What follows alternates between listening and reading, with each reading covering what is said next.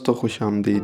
آج ہم بات کریں گے ارطغرل غازی اور ان کے بیٹے عثمان کا، جنہوں نے خلافت عثمانیہ کی بنیاد رکھی۔ اس بات میں کوئی شک نہیں کہ یہ لوگ بہت ہی مضبوط اور بہت ہی قابل اور بہادر مسلمان تھے، اور انہوں نے 650 سال اپنے اصولوں پر حکمرانی کی ہے اور سلطنت چلائی ہے۔ مسلمانوں کا اور اسلام کا جھنڈا انہوں نے بلند رکھا ہے اور دنیا سے ہار نہیں مانی۔ بہت ساری جنگیں لڑی ہیں اور بہت سارے علاقے فتح کیے ہیں اور اسلام کو بے شمار علاقوں تک پھیلایا ہے۔ لیکن اس کے بعد پھر زوال آیا اور زوال لمبا ہوتا چلا گیا، اور اب 100 سال کے بعد وہ معاہدہ ختم ہونے والا ہے، جس کو ہم معاہدہ لوزان کہتے ہیں۔ یہ معاہدہ کیا ہے؟ جب عثمانیہ خلافت کا خاتمہ ہوتا ہے تو برطانیہ اپنے اتحادیوں کے ساتھ مل کر ترکی کو مجبور کرتا ہے کہ وہ اپنی باؤنڈری تک محدود ہو جائے، اور 5 شرائط رکھتا ہے۔ وہ 5 شرائط آج بھی فرانس کے اندر موجود ہیں۔ اس معاہدے کے اندر 5 بڑی اہم چیزیں ہیں، میں آپ کو بتا دیتا ہوں۔ نمبر 1، بہت ہی افسوس کے ساتھ خلافت عثمانیہ ختم کر دی جائے گی۔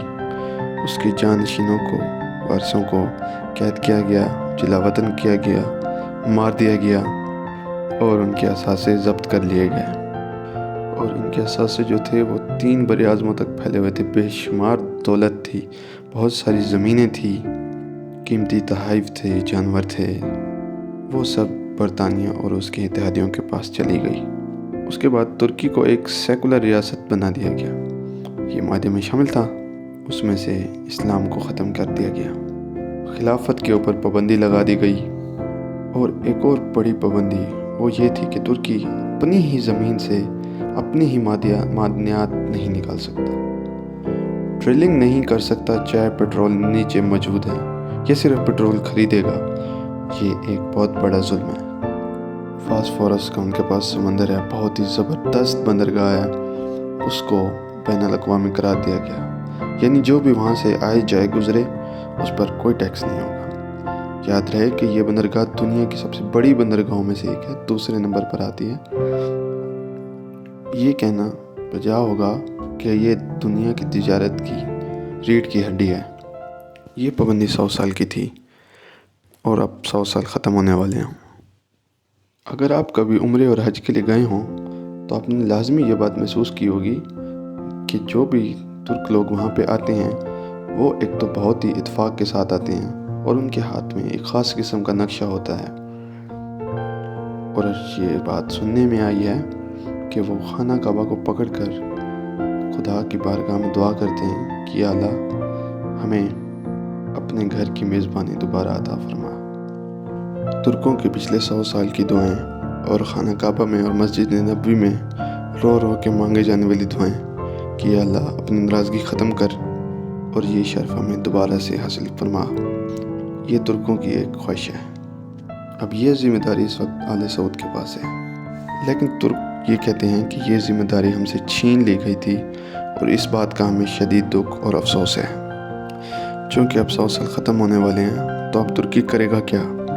نمبر 1، سب سے پہلے ترکی جو اس کا پلان ہے، ترکی ڈرلنگ شروع کرے گا۔ وہ سب سے پہلے تیل نکالے گا، دنیا کو بیچے گا، یا اپنی ضرورت کا تیل خود نکالے گا۔ وہ سب سے پہلے تیل میں خود کفیل ہونے کی کوشش کرے گا۔ دوسرا، وہ فاسفورس کے سمندر پہ ٹیکس لگائے گا، اور یاد رکھیے یہ چیز ترکی کو سپر پاور بھی بنا سکتی ہے۔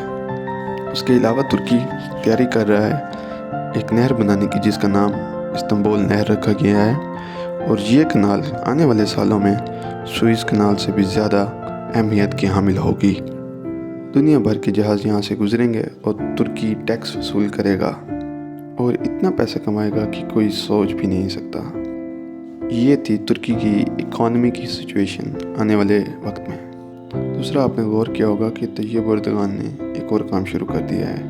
فلسطین میں کچھ ہوتا ہے، سب سے پہلے طیب اردگان کھڑے ہوتے ہیں۔ آپ کو یاد ہوگا کہ ان کا ایک شپ بھی گیا تھا فلسطینیوں کی مدد کرنے کے لیے، جس میں دنیا بھر کے تمام مسلمانوں کے سفیر بھی شامل تھے، اور طیب اردگان کی ہمیشہ یہ کوشش رہی ہے کہ فلسطین کا مقدمہ بہتر انداز میں لڑا جائے۔ دنیا میں جہاں بھی مسلمانوں کے ساتھ ظلم و زیادتی ہوتی ہے ترکی وہاں سب سے پہلے کھڑا ہوتا ہے، کشمیر کے لیے سب سے پہلے آواز اٹھاتا ہے، اور جہاں بھی مسلمانوں پر ظلم ہوتا ہے ترکی آپ کو سب سے پہلے نظر آئے گا۔ یعنی ابھی کچھ عرصہ قبل برما میں جو کچھ مسلمانوں کے ساتھ ہوا تو اس میں بھی طیب اردگان اور ان کی وائف نے اپنا رول ادا کیا۔ تو یہ بڑی کوشش ہے ان کی کہ مسلمانوں میں اپنا ایک مقام پیدا کریں۔ ان کو اس کی کیا ضرورت ہے، اس کو غور سے سمجھیے۔ ترکی ایک میجر پلان لے کے چل رہا ہے، وہ معاشی لحاظ سے اپنے آپ کو مضبوط کر رہا ہے۔ اس نے چین کے ساتھ روابط تیز کیے ہیں اور مضبوط کیے ہیں۔ مسلم دنیا میں ایک ہی ایٹمی طاقت ہے پاکستان، اس کے ساتھ اس نے گہری دوستی بنا لی ہے۔ اکثر ان کے لوگ یہاں وزٹ کرتے ہیں، ترک صدر بھی آتے رہتے ہیں۔ تو یہ صورتحال وہ سمجھ رہے ہیں اور پلان کر کے چل رہے ہیں کہ ہمیں مستقبل قریب میں کن کن کی ضرورت ہوگی، اور ترکوں کی خواہش ہے کہ خانہ کعبہ اور مسجد نبوی کی ذمہ داری ان کو واپس ملے۔ کیا یہ ذمہ داری ان کو واپس ملے گی؟ البتہ سعودی عرب ایسا بالکل نہیں چاہے گا۔ اب یہ معاملہ چلا جائے گا ووٹنگ کے اوپر۔ ایران کا ووٹ اس میں بہت اہم ہے، پاکستان کا ووٹ بہت اہم ہے، انڈیا بہت اہم ہو جائے گا، اس میں مسلمان بڑی تعداد میں موجود ہیں، سینٹرل ایشین ممالک کی بہت بڑی اہمیت ہے۔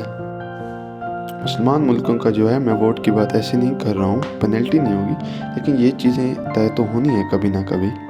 میں کوئی تقسیم نہیں کر رہا، بلکہ ایک سرسری جائزہ لے رہا ہوں۔ آل سعود اپنی حفاظت اور اپنے تحفظ کے لیے امریکہ کو دوست رکھتے ہیں، اور ان کی دوستی بڑی تکڑی ہے۔ جتنے بھی تیل کی کنویں ہیں، تیل کی کھدائی کا کام ہو رہا ہے، وہ ساری امریکہ کمپنیز کر رہی ہیں۔ یہ دونوں کئی معاملات میں ایک دوسرے پر انحصار کرتے ہیں، ان کی اکانومی ایک دوسرے کے ساتھ جڑی ہوئی ہے، لہٰذا یہ ایک دوسرے کے مفادات کو پروٹیکٹ کرتی ہیں۔ اب یہ تو ہیں سعودی عرب کے تعلقات، اور ان کے یورپ کے ساتھ بھی بہت اچھے تعلقات ہیں۔ انہوں نے یورپ کو کافی پیٹرول دیا ہے۔ پاکستانی، انڈین، بہت سارے بنگلہ دیشی بھائی وہاں پہ نوکری کرتے ہیں، تو ان کی اکانومی بہت مضبوط ہے۔ ترکی کی اکانومی فیوچر میں بہت بڑی ہونے والی ہے۔ 2023 کے بعد جب معاہدہ لوزان ختم ہو جائے گا تو اس کے بعد وہ تکڑے ہو جائیں گے۔ حال ہی میں جو ترکی کرنسی اور طیب اردگان کا جو گرینڈ پلان ہے وہ کھل کر سامنے آتا جا رہا ہے۔ اس پر میں ایک علیحدہ ویڈیو ضرور بناؤں گا۔ اب معاملہ یہ ہے کہ ترکی نے بھی اپنے دوست پیدا کرنا شروع کیے ہیں، Indonesia, Malaysia, China, Pakistan, Iran اور سینٹرل ایشیا کے مختلف ممالک، ایون کہ رشیا کے ساتھ بھی اس نے اپنے تعلقات کافی اچھے کیے ہیں، اور نئی صف بندیاں ہو رہی ہیں، اور نئی صف بندیاں آپ سب کے سامنے ہیں۔ پاکستان کو آپ کو یاد ہوگا کہ سعودی عرب نے ملیشیا میں ایک کانفرنس سے روک دیا تھا پریشر ڈال کے، لیکن اس وقت امریکہ کی کمزوری واضح ہو رہی ہے، اور سعودی عرب کو اس بات پہ بڑی تشویش ہے۔ کچھ امریکہ اور سعودی عرب کے جو درمیان کے تعلقات تھے وہ بھی اب ویسے نہیں رہے۔ اس کی ریزن یہ ہے کہ امریکہ کے سعودی عرب سے جتنے بھی تعلقات تھے وہ تیل کی وجہ سے تھے۔ تیل اس کے پیچھے سب سے بڑی وجہ ہے۔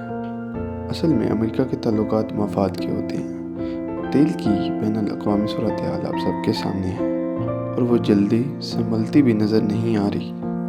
تو مدعا معاملہ ایسا ہے کہ امریکہ کو اب لگتا ہے کہ اسے مزید بوجھ اٹھانے کی ضرورت نہیں ہے۔ کرونا وائرس کے بعد امریکہ کو بہت بڑا دھچکا لگا ہے، امریکن اکانومی کو بہت بڑا نقصان ہوا ہے۔